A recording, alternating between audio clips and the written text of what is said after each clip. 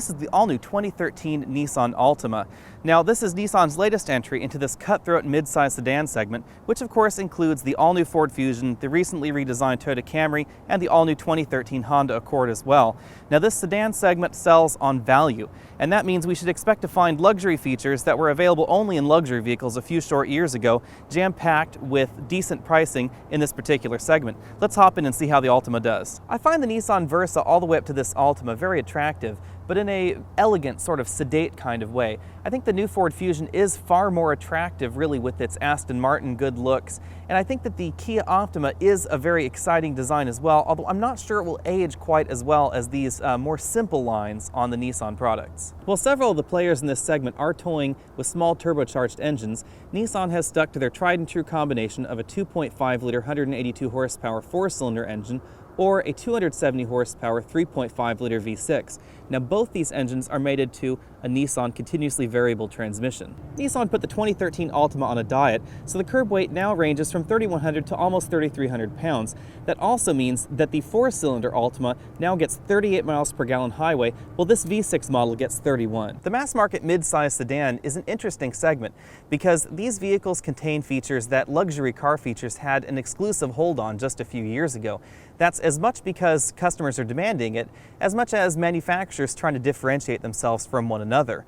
Now, in this particular cabin, we have nice soft touch dash bits, we have fake wood trim, but it's very believable fake wood trim. It's probably one of the best fake wood trims I've ever seen. We also get these interesting paddles here on the steering column, not on the wheel. So some people really like that because Nissan puts them on the steering column so they don't move around with the wheel. I'm really not quite clear why they're here in a car equipped with a CVT, but you've got them if you want them. We have a nice leather-wrapped shifter. We have a heated steering wheel, feature that you still don't find in many luxury vehicles. We have auto up, auto down windows, and of course we have power seats as well. And of course, because this isn't a luxury vehicle, this is just a regular mid-size sedan, this passenger seat doesn't have the same range of motion as the driver's seat, but they are very comfortable. There's a great deal of room in this cabin. It's a great deal of leg room as well for the driver, so don't worry about your foot getting stuck on the pedals. The rear cabin in the Altima is pretty much par for this course. We get very large, fairly comfortable rear seats. Our rear legroom is actually not as good as the all-new Nissan Sentra because that new Nissan Sentra has an absolutely enormous rear seat. But these rear seats are more comfortable and they are more adult-sized than the Sentra, so they're a little bit higher off the ground, giving me a little bit more thigh support. I have a decent amount of headroom in this particular model, although the sunroof does impede on my headroom a bit. As you would expect in any mid-size sedan, this middle seat is usable for a real adult. I'm 6 feet tall, and I can sit upright in this middle seat, although my hair is brushing the ceiling. The Altima scores a solid 8 out of 10 points in our exclusive Trunk Comfort Index. And that's because the trunk is quite tall. You can fit some of these roller bags upright. You're limited to maybe about 3 of them, however, across this trunk opening because you can't fit them further into the trunk like you can in the Nissan Sentra. That Nissan Sentra has a really crazy deep trunk and crazy tall as well, allowing you to fit very large items upright in its trunk. Now, we do lose some points for these trunk hinges, which do impede on my headroom as well as my legroom, but overall the trunk is quite comfy. Let's take a look at the infotainment options on the Altima. First up, this is the base model Altima 3.5, which means we do get Bluetooth. We have buttons here on the steering wheel, and we get a revised set of the stereotypical Nissan and Infiniti buttons here. This is the screen change button, back button, up, down, enter, source, and of course down here we get volume. Now, these buttons control this multi-information display in the center of the gauge cluster, as well as the audio unit in the center of the dash. This is essentially the same display as you'll find in the new Nissan Pathfinder, as well as the Infiniti JX. It allows you to alter certain vehicle settings, see your trip computer, as well as monitor your tire pressure and your infotainment options. Our Nissan Altima tester has one USB port, as you can see here. Now, that does provide enough power to charge your high-power devices like an Apple iPad, which is a very nice touch in this particular segment. We also get XM radio, AM/FM radio, of course, and we get a nice high-resolution screen with an integrated backup camera, as you can see here. As you would expect with a system with an iPod menu button, iPod integration is very good in this particular system. You have full access to your iPod playlists, artist songs, etc. There are no voice commands a la Microsoft Sync or Toyota's Entune system, but the system is very snappy as far as dealing with your playlists and music selection. As you can see, you can scroll down your playlists rather rapidly and you get a little shortcut there. But as you can see, the system is very responsive overall. Now there is also an optional 7-inch touchscreen system that has navigation as well as improved voice commands for your iPod. There's also an optional 7-inch touchscreen navigation system, and we're going to insert a little blip from our Nissan Sentra video so you can get an idea of exactly what that system is like. As you can see, we have full access to our iPod via this system, much like the previous generation of their low-cost navigation system. We have the ability also to charge our iPad. So this is an iPad 3, and as you can see, it's charging, which is a nice feature in this system.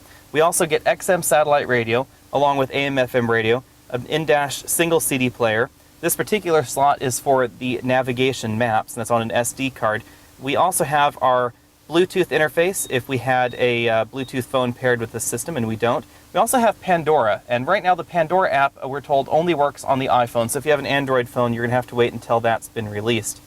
Over here we have our map interface, and we get a fairly snappy interface that should be familiar to anyone that uses an aftermarket navigation system. This is very Garmin-like in its operation.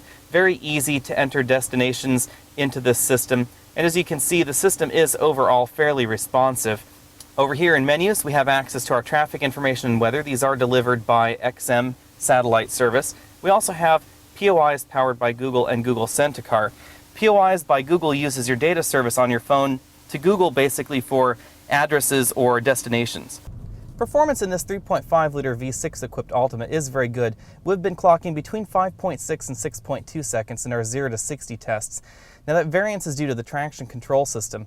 Well, the traction control system can never be completely disabled. If it's in its off mode, then we get that 5.6 time. Well, the 6.2 time is with the electronic nannies in their full on position.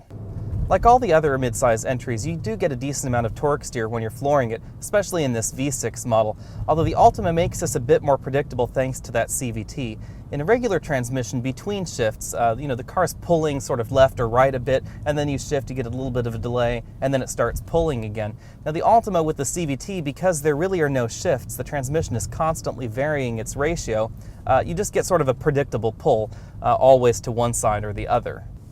It seems that a number of people in the press don't like CVTs. I'm really not one of them. I find them a good answer to the fuel economy question, as well as to a driving smoothness question. I live up and over a 2,200-foot mountain pass, and if you're driving a car with a regular transmission, especially if it has a smaller engine, then I find myself slowing down, then the transmission downshifting, and then I speed up, and then the transmission upshifts, and then I slow down, and then it downshifts again, so then you speed up again. And that doesn't really happen in a CVT car. The transmission just adjusts its ratios, so as you're going up the hill, you apply a little bit more throttle, you stay at that constant speed, but the engine's RPMs just go up and down based on what they need to do in order to maintain that constant speed. I find that pretty good as far as smoothness goes, so it has a more luxurious feel in some ways.